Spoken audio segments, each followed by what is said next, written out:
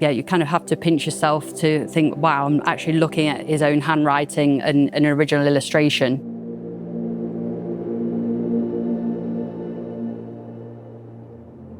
We know there's an appetite for literature amongst our visitors, but people are also fascinated by the library as a space. It's a space on the visitor route that you can look into, but not actually go into. So this exhibition is an opportunity for us to bring some of the contents of the library out onto the visitor route.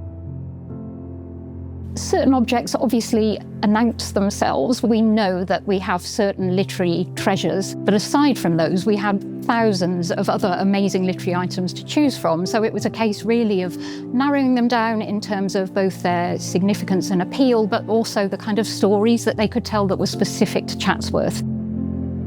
It's quite hard to balance the emotional and the historical significance that these objects bring to us. Some of the first themes that started to emerge were those linked to some of the family members, so particularly Georgina. We have handwritten notes, we have novels by her. She was a prolific writer, which actually was amazing for this story. We had to really step back and look at the narratives and the threads that were running through all those objects. The stories don't exist in isolation. Every time we think about an object, we think about how it connects to Chatsworth and to the family here. So the house is the central muse, the central core of every story that we tell at Chatsworth. Visitors come here to learn about our history, to learn about the collection, to learn about the objects. And the starting place for all of our curatorial storytelling is really the house. We have an incredible collection to draw upon. So although this is an exhibition around storytelling and literature, we will use other elements of the collection to really emphasize and build a story around an object. So we will have, for instance, Georgina's writing desk. So it really gives you that sense of her sitting, creating these works. Books and archival objects are really powerful. I think everyone can relate to them and they tell really interesting stories.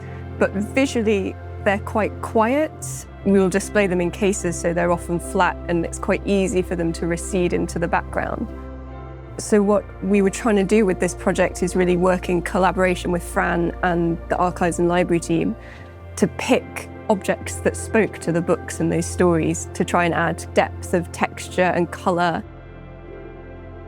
We really want visitors to appreciate the exhibition as a holistic whole as it's been designed. When it goes out to the public, it really should just look like the view of one person's mind.